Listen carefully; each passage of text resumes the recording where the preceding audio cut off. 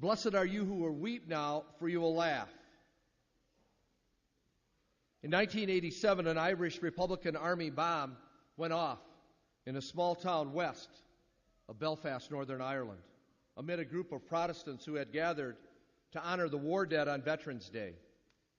11 people died and 63 others were wounded.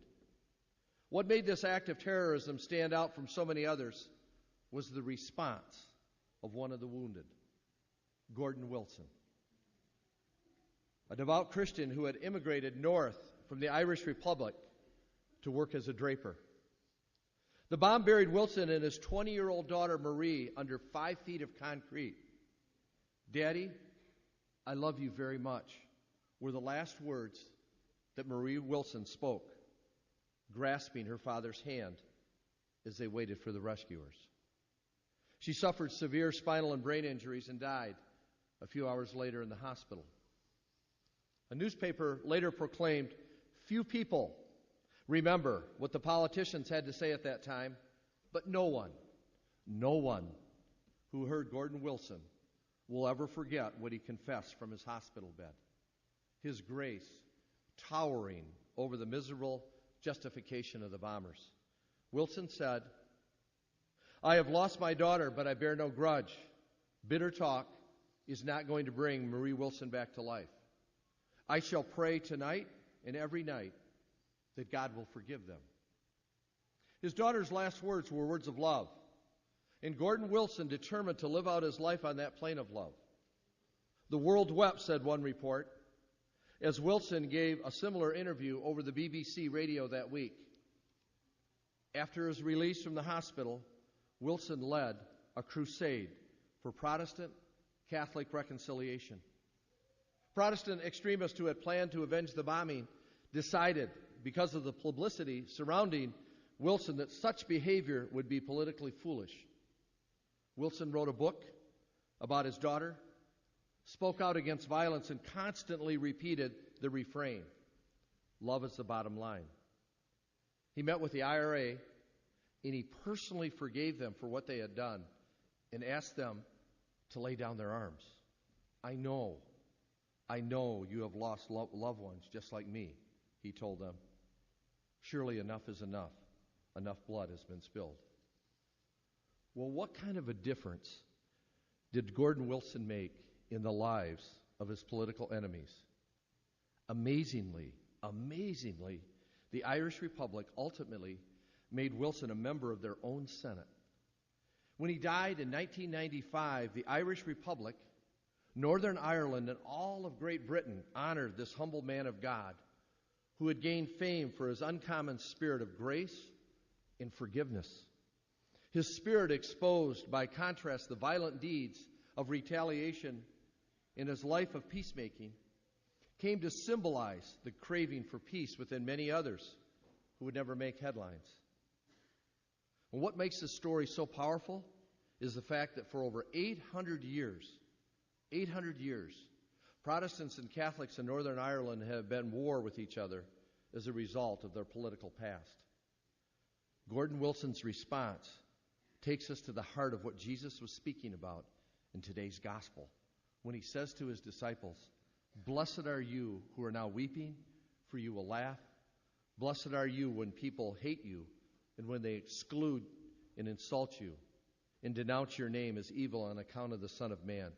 Rejoice and leap for joy on that day. Behold, your reward will be great in heaven." Protestants and Catholics of Northern Ireland in the late 1980s were lost in their hatred for each other, just as the rich and the powerful in Jesus' time were oppressive and domineering of the poor and the marginalized. Protestants and Catholics, in their human weakness of retaliating for the wrongs done to them over many years, which came to be known as the Troubles, in which 3,500 people lost their lives. The powerful witness of Gordon Wilson's life enabled many people on both sides of the conflict to be healed by the love of Christ, just as Jesus spoke of about living out the Beatitudes as our ticket to heaven. Wilson lived the Beatitudes out as he refused to give in to hatred, but instead offered his enemies love, forgiveness, and compassion. God called him to be a light amongst the great darkness of his time in Northern Ireland, and he responded. He responded to that call wholeheartedly as he saw his life circumstances with the eyes of faith, despite the personal pain and heartbreak that he had experienced. In a very real way, he lived out today's gospel by helping to heal two religious groups who had been fighting for centuries. He was a true peacemaker. We can be confident that he is now rejoicing in heaven. From the Catechism, 1723, we read this beautiful statement on the Beatitudes. The beatitude that we were promised confronts us with decisive moral choices. It invites us to purify our hearts of bad instincts and to seek the love of God above all else. It teaches us that true happiness is not found in riches or well-being, in human fame or power, or in any human achievement, however beneficial it may be, such as science, technology, art, or any creature, but in God alone, the source of every good and of all love. To live the Beatitudes, we must adopt God's value while rejecting the world's. Clearly, Jesus today is saying that the values of his followers must be radically different than the values of the world. There should be a clear line between the believer and the person of this world in terms of how we think, what we do, what we seek after, and how we use our money. Yet sadly, in many places there's no discernible difference between professing Christians and people of the world, except that Christians sometimes go to church services. The person of the world is living for personal peace and increasing affluence. So is the Christian.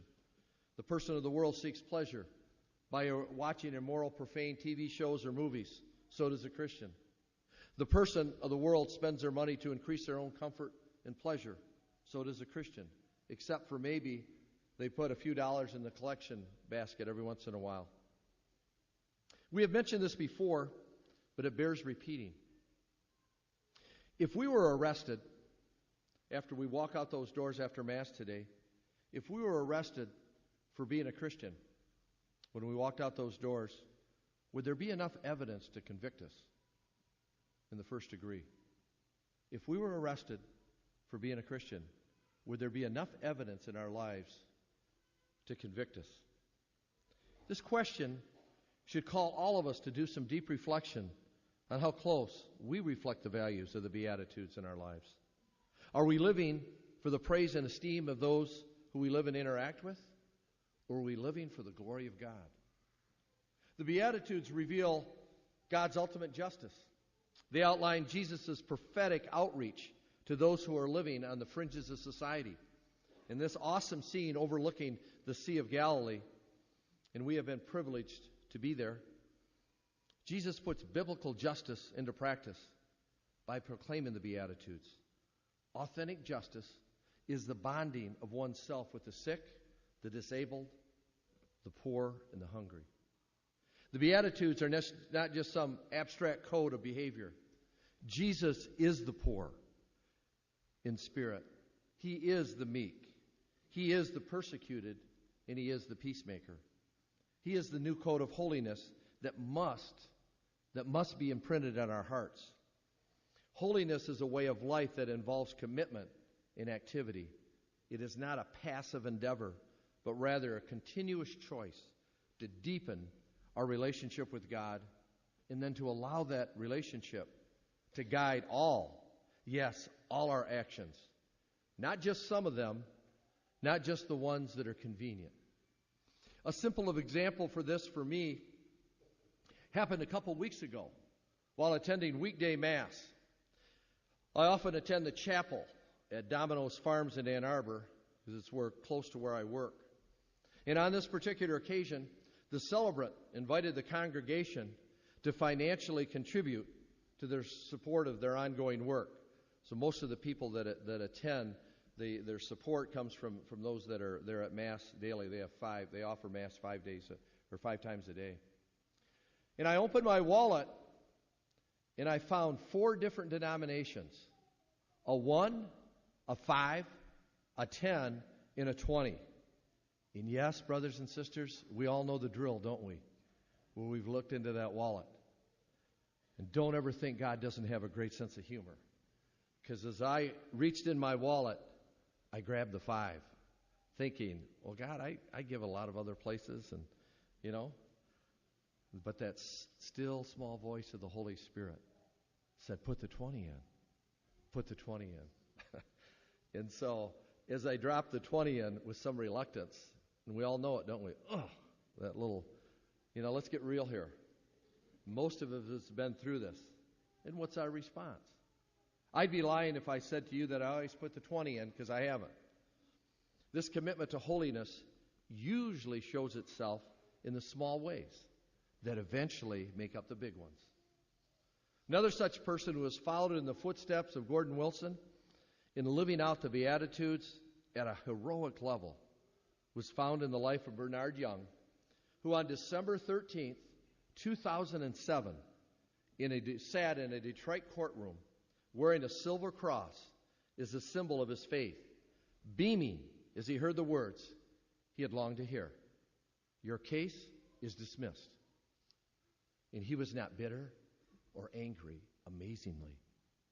You see, Bernard Young was wrongfully convicted of child molestation and spent the last 28 years of his life in prison for a crime he never committed. His response after all those years behind bars was this, and I quote to you, "It's over. It's all over. Thank you, my angel. God is with us." Bernard went on to say that he harbored no ill will toward his accusers, 2 boys who were 5 and 6 at the time. The boys later recanted their story and confessed that it was another man who harmed them. Young went on to say it as an acquittal. There is nothing to be angry about. I feel good. I feel blessed. God always told me, be happy. He's got me in hand. Now, how many of us here today could have that kind of faith, really, that could endure 28 years in prison and say, there's nothing to be angry about? I feel blessed. God has always been with me. Many of you know I've had the privilege of working for the last several years in jail and prison ministry along with some of our parishioners here. And I can assure you that the jails and prisons are not fun places to be. And for anyone to say that I feel blessed, God has always been with me, is living on a spiritual level that few people know. Bernard Young, like Gordon Wilson, embodied the Beatitudes in the lives they are living. And they are rejoicing now, knowing that their reward in heaven is great. Well, what can we learn from the stories of Wilson and Young and the hatred and the injustice that they encountered in their lives? What can we learn? First of all, we can learn to reflect deeply on the Beatitudes that Jesus lays out for us in today's gospel. It means everything, because you see, these 2 men did not make the decision to love their enemies on the spur of the moment. They made that decision on their knees in prayer to God over thousands of encounters with Him. Just as our choir, and I know today it's just Kate, in music ministry encounter their instruments in music scripts thousands of times to make our liturgy so beautiful. That encounter can begin right now for us if we're willing to take the time to listen to the voice of God in our lives, regularly partake in the sacramental life of the church, and bear witness to the gospel to our culture in the ways that you just heard. To Gordon Wilson and Bernard Young, the Beatitudes represented the peace and reconciliation of the people of Northern Ireland and the forgiveness offered by a man that had 28 years of his life taken away from him, and the violence of the explosion that took the life of his daughter, in the injustice of our legal system. Wilson and Young could have done as so many people before them had done, turn their grief into hatred and vengeance. Rather, they listened to the voice of God in their lives, and by doing so, they transformed their culture, which we're all called to do. In a P.S. to the parishioner who asked several weeks ago, Father Matthias, why he always spoke about healing. And last night we had a powerful healing experience here. But this parishioner always asked why Father Matthias always talked about healing. Well, I just gave you 2 examples. Brothers and sisters, may God give all of us here today the strength and courage to radically live our lives in the Beatitudes in such a way that the world will be profoundly affected by our lives, as it has been by the heroic witness of Gordon Wilson and Bernard Young. Amen.